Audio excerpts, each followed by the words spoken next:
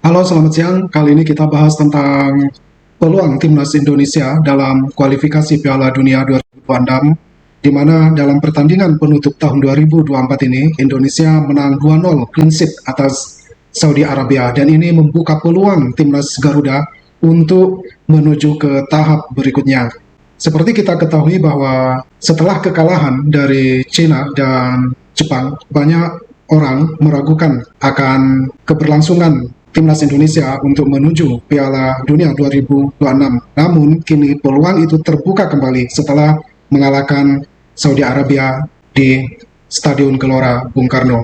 Dan ini menjadikan persaingan di grup C ini menjadi persaingan yang ketat karena masing-masing tim dari 5 negara selain Jepang ya. Kalau Jepang ini kemungkinan udah memiliki peluang besar untuk menuju ke Piala Dunia karena Jepang hanya butuh satu kali kemenangan untuk meraih poin penuh yang memastikan timnas Blue Samurai untuk langsung lolos ke Piala Dunia. Nah, yang menarik ini mulai dari peringkat 2 sampai terakhir, mulai dari Australia, setelah Jepang, dan yang paling bawah adalah China.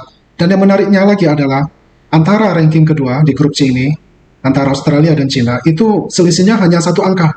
Dan masing-masing negara itu masih memiliki peluang yang sama, baik itu Australia, Indonesia, Arab Saudi, Bahrain, atau China.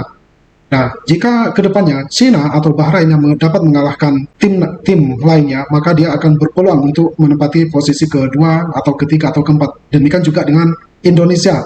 Nah, pada bulan Maret nanti Indonesia akan menghadapi Australia di laga tandang yang akan bermain di Australia. Setelah itu akan menghadapi Bahrain di Stadion Gelora Bung Karno. Nah, jika Indonesia ingin memastikan diri lolos langsung ke Piala Dunia, maka Indonesia harus menyapu bersih sisa 3 pertandingan. Sisanya 4 ya, tapi kita kalau melawan Jepang kemungkinan peluang untuk menang ya sedikit ya. Tapi jika timnas Garuda menghadapi Australia atau Bahrain atau Cina itu masih 50-50, dan itu harus dimaksimalkan oleh timnas Garuda, terutama oleh pelatih dalam menyusun strategi dalam menghadapi perlawanan dari timnas lain. Nah, kalau kita lihat di sini antara Indonesia dan Arab Saudi dalam pertandingan terakhir, kita lihat di sini bahwa statistik antara Indonesia dan Arab Saudi, Saudi lebih unggul dari segi shooting dan lainnya. Dari segi shooting, Arab Saudi memiliki 23 tembakan yang mengarah ke Indonesia, sedangkan Indonesia hanya 13. Dari tembakan tersebut, dari tembakan yang dilesakkan oleh timnas Saudi, itu hanya 3 yang mengarah ke gawang timnas Indonesia, sedangkan Indonesia lebih banyak. Walaupun dari total keseluruhan tembakan, Indonesia lebih kecil. Nah, dari tembakan yang dilesakkan ke gawang Saudi Arabia, Indonesia ada 6 tembakan yang mengarah ke gawang. Ini lebih bagus daripada Arab Saudi, walaupun secara kuantitas lebih sedikit daripada yang dilakukan oleh Arab Saudi. Nah, dari ball possession, penguasaan bola, Indonesia sangat sedikit sekali, di mana Arab Saudi mendominasi sebanyak 77%. Begitupun dari segi operan, di mana Arab Saudi menguasai jalannya permainan. Nah, dari segi pelanggaran, Indonesia lebih banyak ya. Kartu kuning Indonesia 3, demikian pula dengan Arab Saudi 3 sama, sedangkan kartu merah Indonesia 1, Justin Hubner ya, karena akumulasi 2 kartu kuning. Kemudian offside, Indonesia lebih banyak terjebak offside-nya. Kemudian tendangan sudut, Arab Saudi lebih banyak, sebanyak 12 daripada Indonesia yang hanya 4. Nah, kalau kita lihat dari masing-masing grup dalam kualifikasi Piala Dunia zona AFC ini, grup A, Iran menjadi tim yang paling atas ya. Ini sama seperti Jepang kalau di grup C. Kita lihat di sini di grup A di mana Iran meraih poin 16. Ini hampir sempurna ya. Menang 5 kali, draw 1 kali, dan tidak pernah kalah. Kemudian di posisi kedua itu Uzbekistan, di mana poinnya 13. Jadi perlu kita ketahui bahwa dalam zona Asia ini ada 3 grup, yaitu grup A, grup B, grup C. Dan hanya grup pertama dan kedua yang otomatis lolos ke Piala Dunia. Sedangkan grup 3 dan 4, sedangkan ranking 3 dan 4 itu masih bersaing dengan grup lainnya. Nah, kita lihat di sini yang kedua adalah Uzbekistan dan yang ketiga adalah United Arab Emirates meraih poin 10, kemudian Qatar meraih poin 7. Nah, Kyrgyzstan dan Republik Korea Utara kemungkinan akan tersingkir ya, karena selama ini hanya mampu meraih poin 3 dan 2. Lalu bagaimana dengan grup B? Grup B di mana Republik Korea Selatan itu meraih poin 14, yaitu menang 4 kali dan seri 2 kali, tidak pernah kalah. Kemudian yang kedua ditempati oleh Irak dengan poin 11. Irak ini mengalahkan Indonesia dalam 1 tahun itu sebanyak 3 kali ya, kemarin itu. Nah, dalam kualifikasi Piala Asia dan kualifikasi Piala Dunia, timnas Garuda kalah sebanyak 5 kali sama Irak. Nah, di sini Irak dan Korea Selatan berpotensi besar untuk lolos ke Piala Dunia secara langsung. Kemudian di peringkat 3 dan 4 ada Jordania dan Oman.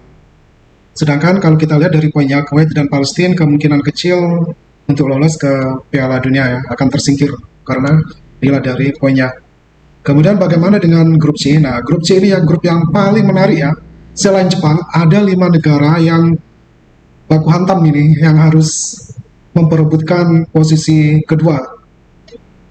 Untuk sementara Australia memang berada di posisi kedua dengan poin 7, namun di bawahnya itu Indonesia, Arab Saudi, Bahrain, dan Cina itu masih berpeluang untuk menempati posisi kedua karena masing-masing memiliki skor yang sama. Nah, antara Australia yang berada di ranking 2 dengan Cina yang berada di dasar klasemen itu selisihnya hanya 1 angka. Jika kedepannya Cina mengalahkan Bahrain, mengalahkan Arab Saudi atau Indonesia, bisa-bisa naik ke atas. Demikian pula dengan Indonesia, jika kedepannya mengalahkan Australia atau Bahrain atau Cina, bisa-bisa berada di ranking kedua. Jadi ini persaingan yang sangat seru dan layak kita nantikan ya.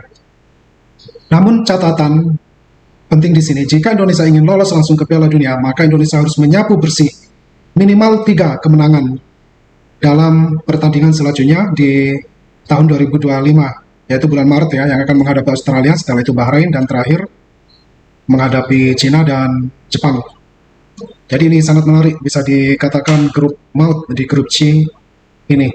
Kemudian bagaimana dengan hasil secara keseluruhan dari klasemen All Team Round 3 zona Asia ini? Kita lihat di sini bahwa dalam kualifikasi Piala Dunia zona Asia ini, round 3 ini, ada 6 negara yang dipastikan akan lolos ke Piala Dunia secara langsung, yaitu yang menempati ranking 1 dan 2 pada masing-masing grup, sebanyak 6 negara. Kalau kita lihat di sini bahwa Jepang menempati urutan pertama yang berpotensi lolos langsung ke Piala Dunia, kemudian yang kedua Iran, kemudian Korea Selatan, Uzbekistan, Irak, Uni Emirat Arab, sampai Uni Emirat Arab ya.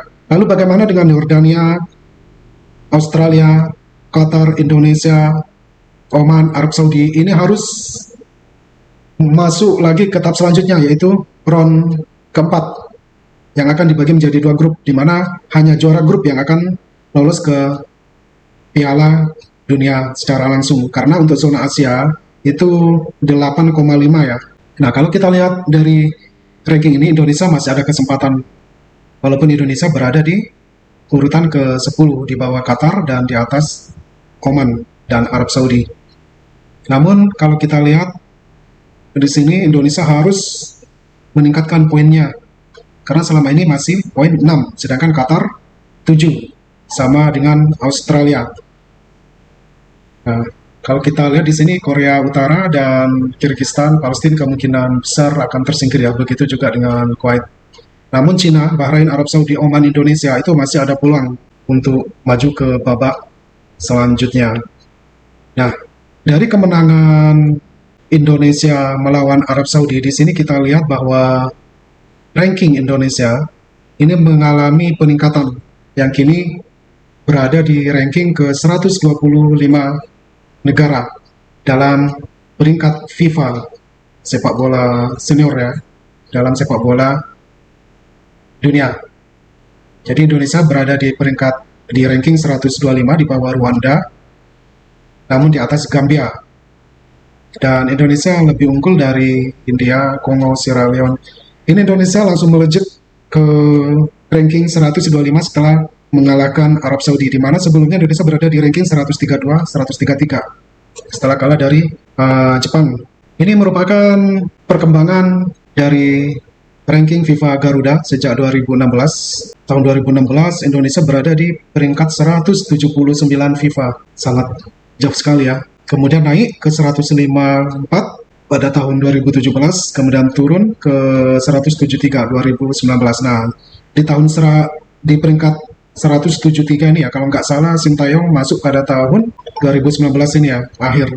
Namun saat itu terjadi COVID, jadi belum ada tindakan. Nah, jadi waktu itu Sintayong masuk ke timnas Garuda pada saat timnas Garuda berada di peringkat ke 173 FIFA, sangat rendah sekali. Kemudian sejak tahun 2019 Indonesia dengan pasti secara perlahan peringkatnya naik dari 173 naik ke 166, naik lagi ke 152, ke 146, dan terakhir pada tahun 2024 naik ke 125. Dan kemungkinan jika menang atas China, Bahrain, dan mendapatkan poin dari Australia dalam kualifikasi Piala Dunia, maka ranking Indonesia akan lebih naik lagi, dan semoga demikian. Nah, jadi kesimpulannya, peluang Indonesia untuk masuk ke Piala Dunia itu masih terbuka lebar ya. Namun yang menjadi catatan adalah Indonesia harus fokus dan jangan meremehkan lawannya, siapapun itu, baik itu Bahrain, China, Australia maupun Jepang. Harus fokus dan harus bermain dengan maksimal seperti yang ditunjukkan pada saat menghadapi Arab Saudi. Demikian pula dengan pelatihnya, STY harus memiliki tim utama yang menjadi top gun pada saat Indonesia bermain untuk meraih poin penuh. Jangan rombak-rombak seperti percobaan membuat formasi starting line up yang nggak jelas ya, seperti pada saat melawan China. Padahal pada saat melawan China itu sangat krusial sekali. Untung Indonesia dapat menang melawan Arab Saudi dan kesempatan untuk ke Piala Dunia itu terbuka lebar. Demikian pula dengan negara-negara lain, bahkan China pun masih terbuka lebar. Ini sangat menentukan di tahun 2025. Jadi kalau Indonesia mau lolos langsung ke Piala Dunia, maka timnas Garuda harus menyikat semua lawannya dengan kemenangan. Minimal menghadapi Bahrain dan China harus menang. Kalau perlu, Australia juga sikat.